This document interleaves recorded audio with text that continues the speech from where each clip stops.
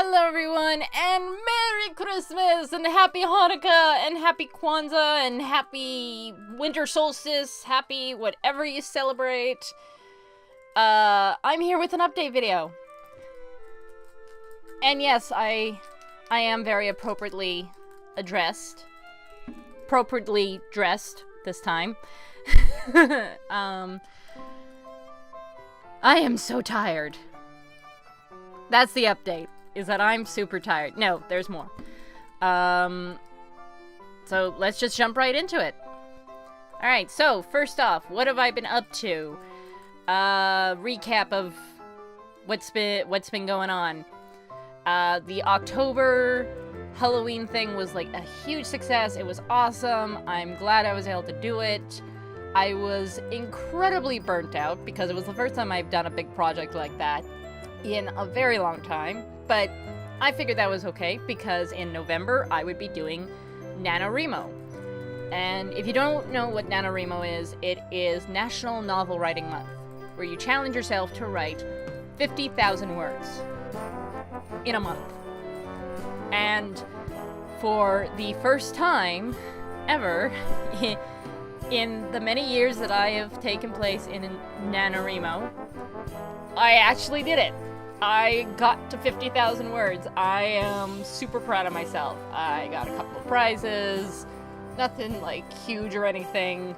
And one of the things that I worked on in NanoWrimo is actually a project that I'm going to be hopefully starting in the new year. Not in January, but sometime in the new year. I was writing the scripts for comics. I was writing the scripts for some review videos I wanted to do. And my mind is just blown that I was able to do it. And I finished it a day early, too. Like, I am super, super proud of myself. Woo! Go Tegan!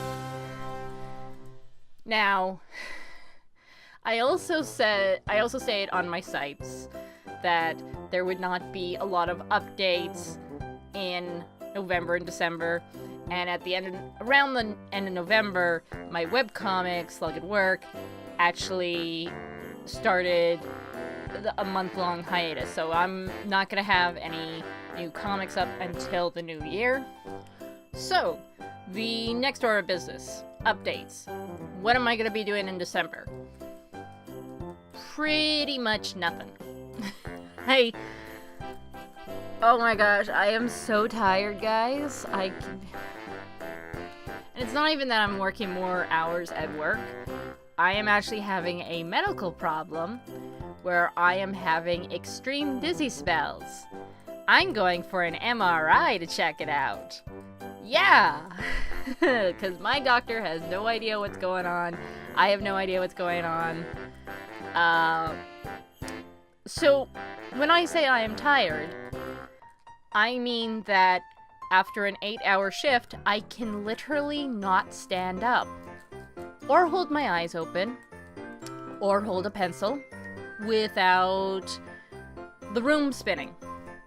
So, yeah, I honestly wanted to get out some Let's Plays of Don't Starve. I wanted to get one more, like, year-end thing up on the sketch log, and I wanted to get some more pictures done, but honestly, right now the best thing for me to do is just wait for the storm that is the holiday season to finish and start showing you guys some updates in the new year. Ooh, so actually that reminds me of number 3. I got a new computer. That was the other big thing that happened in November, and with this new computer, I can now do live streams properly. I had a big problem with live streams not really working with my laptop because it wasn't powerful enough, and it kept like glitching out and lagging like crazy. Now I can actually start live streams. I probably won't do any until the new year, but that's something that's going to be starting. Especially with item number 4, YouTube. Yeah, I have seen the stuff that I've seen the news about what's going on with a lot of YouTubers, and I have great timing, don't I? I start monetizing my videos, and literally a week after, not even a week after, like half a week after, my favorite Let's Players start posting videos about how YouTube is completely screwing them over in terms of their views, unsubscribing people unwillingly, not pushing out their subscriptions. And it sucks, and it definitely is very disheartening for someone who's, like me, who is trying to start on YouTube, and trying to figure out their audience and what they want to do on YouTube. Very difficult and very disheartening when you find out that people as big as PewDiePie are being affected by this. And actually, hang on, let's see here. Let me bring up YouTube, because there was something I wanted to show people. So I have mainly been largely unaffected, as far as I can tell, not in terms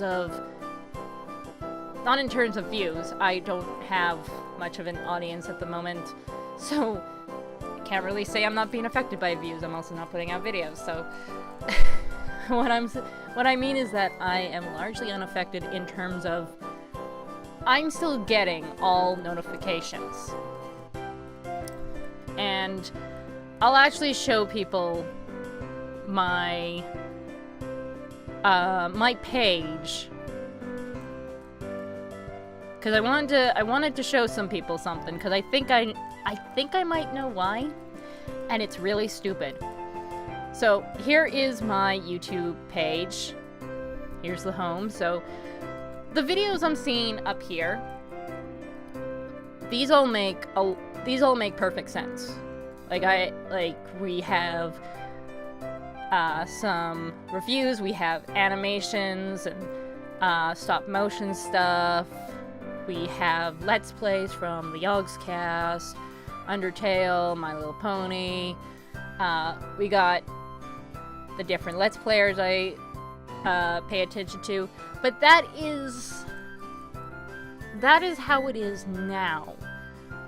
But a few months ago, I think even more than a few months ago, it was a lot different. I was getting what I'm hearing people complain about the most right now, in that their subfeed, like all of their recommendations were horrible. Their recommendations have nothing to do with anything they watch. People were even getting porn on their recommendations. And this was actually happening to me maybe like almost half a year back, and I was so mad because I go onto YouTube with my nieces. Really don't feel like YouTube recommending me porn when I'm on YouTube with my nieces. So, and I found this little button on the side here, where you can actually say not interested. And it also happened on the videos with my sidebar wells. So let me just get to a video. Let me see if I can find an example.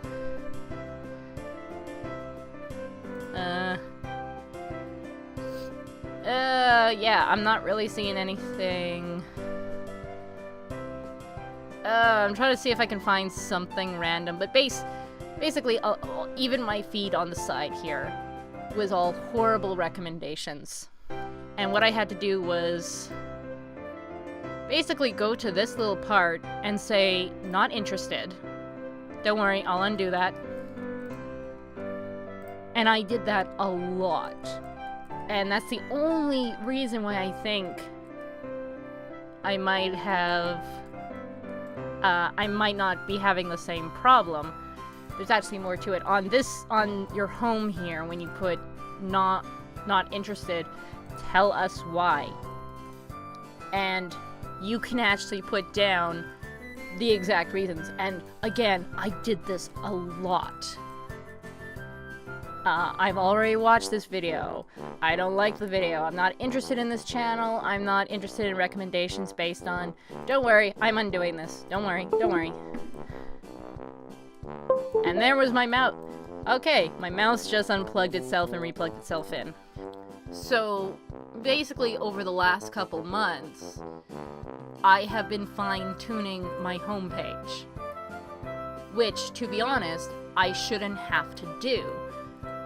I should get recommendations based on what I watch, which is what's happening now. But before, my recommendations looked a lot closer to the trending page, which is another big issue, is that a lot of people have noticed that, oh, Markiplier is trending, okay. And PewDiePie, that's good to see. I haven't been seeing Let's Players on here. I've been seeing, here we go, I've been seeing ads, I've been seeing shit posts, I've been seeing, oh, there's another ad. Man punches kangaroo in the face to save his dog. Fixing your Twitter bios. Guy removes their blackheads. Guy removes his blackheads is trending with 1 million views. And you look at any big YouTuber right now who's been talking about this, and you can see the same problem. But I never look at trending. I never look at trending. I only ever go to my subscriptions because there was such a problem with my homepage originally that I only go here now. And it sucks. It really sucks. YouTube hasn't been telling anyone what's going on. They keep saying there's not a problem. It's shitty. It's very shitty. And I actually have a couple of projects that I'm working on now that are going to be very different videos. They're going to be videos, but they're not going to be reviews per se. They're something else. So it's, again, really disheartening wanting to just start something new on YouTube when what they want isn't new. It seems to be whatever is trying to get the most attention. Or is probably paying for them. Like, oh my gosh, game theory. I feel like with everyone on YouTube yelling, that's why I'm suddenly seeing video games on here, because I wasn't seeing it before. I was seeing some really I'm still seeing some really stupid stuff. Anyway, let's just put that away. Okay, let's move on to number 5. Number 5. Alright, so, number 5. Since I do not have time to put out, like, official videos and stuff, I wanted to just talk about some of the topics that I was planning to talk about before Christmas, that would kind of not work talking about after Christmas. And I really wanted to talk about ideas of holiday giving and giving very smartly this year. And with the whole thing with friggin' Trump being friggin' president, if you guys have read the last Slug Lady Talks that I did on the sketch log, then that was not a very happy place I was in when I wrote that. And I wanted to write something, I wanted to talk about something a lot more cheerful, and that would be holiday giving, and holiday giving very smartly. So, for instance, with charities are something that is really rough around the holiday because there are so many, and you don't know if some of them are very trustworthy, and really best thing to do in that case is just to do research, because when I was researching Operation Christmas Child, who is extremely homophobic, like, these are very homophobic people, to the point that, oh my gosh, this charity group, I forget the name of the charity group, it'll pop up right here. They are so homophobic that it shows up on their, like, hiring applications. A woman got fired from this organization because she refused to say that she supports gay marriage, and she refused to denounce gay marriage, and because of that she got fired. Like, this is something on their application forms. But in just a few minutes looking up information about them, I also found out about Link to Hope, which is, from what I can tell, a much better organization that doesn't discriminate. They work in the UK, so you can give money since you can't really send them packages from the US. And they do a similar thing in terms of the presents, but they also do it for adults and for seniors. And again, no discrimination, which is really great to hear. And then, speaking of charity, as I segue into the next topic, Canadians may have noticed a book called The Secret Path in their local bookstores. This is actually a very important book in Canadian history because it tells the story of a little boy who died trying to escape a First Nation reservation school. This is a real story. The boy's name is Channy Wenjack, and this happened 50 years ago, that he escaped from a First Nation reservation school and died trying to walk home in the snow, trying to escape. And the reason why this is so important is because this is a part of Canadian history that not that many people know about.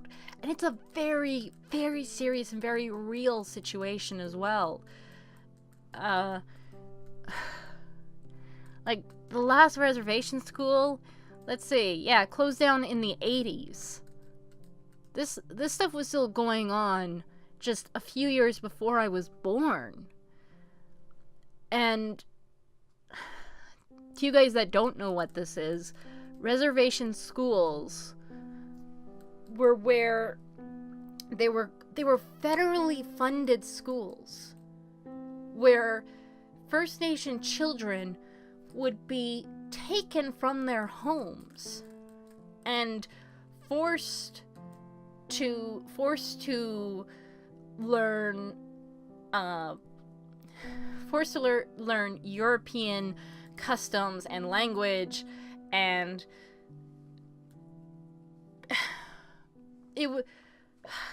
one of the terms that was used for these schools was to kill the Indian in the child. And these kids went through some horrible stuff, absolutely horrible stuff, and there's still kids that are missing. There are still, like, unmarked graves for children that never came home.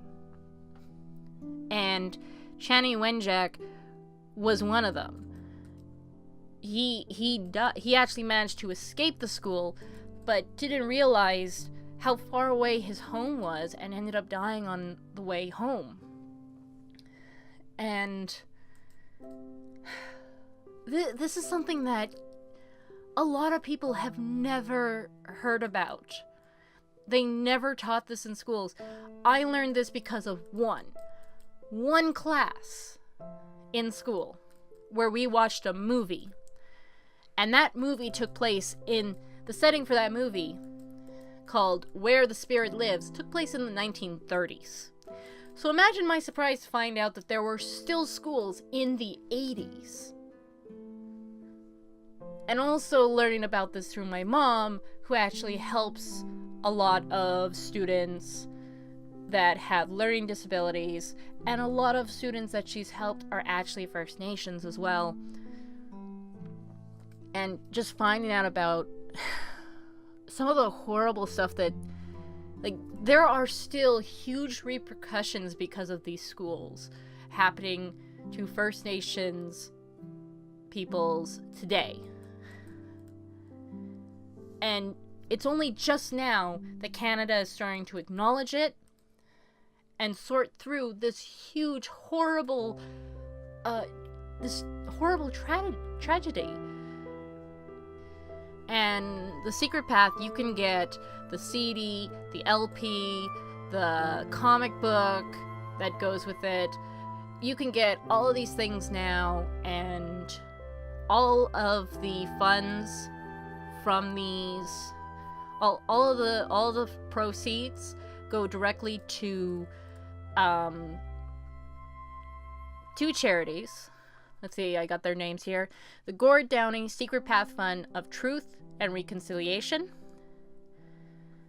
and the National Center for Truth and Reconciliation at the University of Manitoba. And those are apparently connected, those two charities. And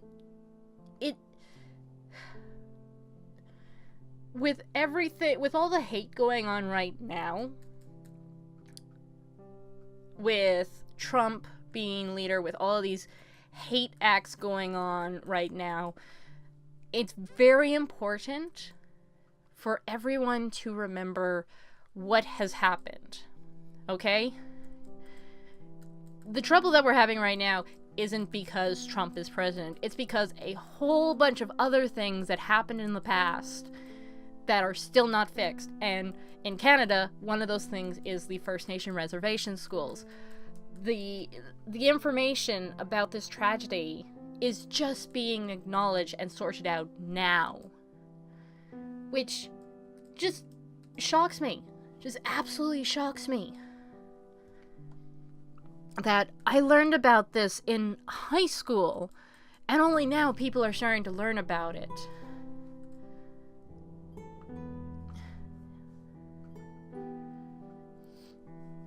The only way we're going to be able to take steps forward into peace, into safety, into anti-hate, is to acknowledge these horrible things that have happened. And start focusing on the healing process. And lastly,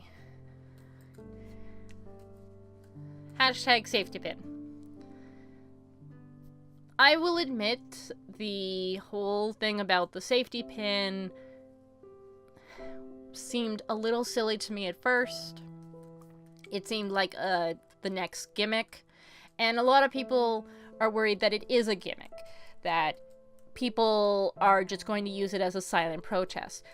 Now, if you don't know what the safety pin is, it's something that's starting to gain in popularity. It is a symbol for anti-hate.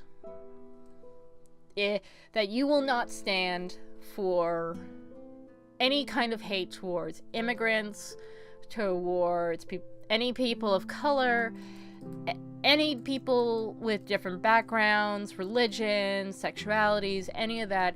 You will not stand for it, and you will fight against it. And some people are worried that this is going to be a silent protest, which so far it hasn't been. It's not very popular at the moment, but lots of people are jumping on board with this.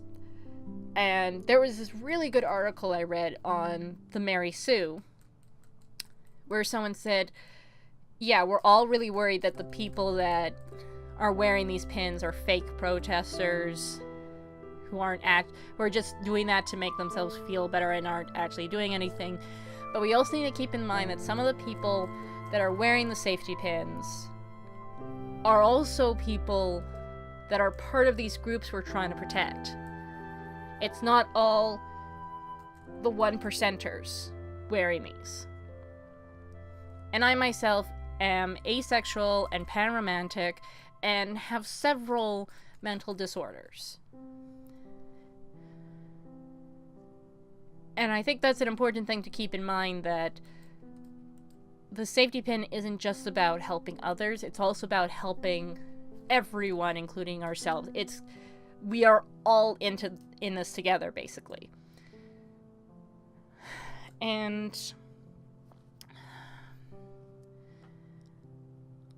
again, with all the hate going on right now, something like this is very important. Now, that said, if you are planning to wear the safety pin as a symbol against hate, then this is a promise. This here is a promise that if you see someone suffering from hate crimes, that you are seeing someone having to deal with racists and homophobes, that you will be there to stand up with them. It is not a silent protest. This is a promise. A promise that you are going to fight for everyone. In fact, in the new year, one thing I'm going to do is actually take a mental first aid course. I have depression and ADD and also really bad anxiety problems. So I know quite a bit about mental health. I have lots of books and stuff, but I've never taken an official first aid course. So I've never really felt that prepared. Even with everything I've read, I've never felt that prepared. So I am going to take a mental first aid course in the new year, once I'm not working as many hours, so that I can be more helpful. And I think that little things like that, and just helping people out in little ways, whether it's with charities, whether it's just helping the old lady in the store carry groceries, inviting someone to a dinner. I think all of these things are they're small, but they're very important. And I think that's something we gotta remember around this time.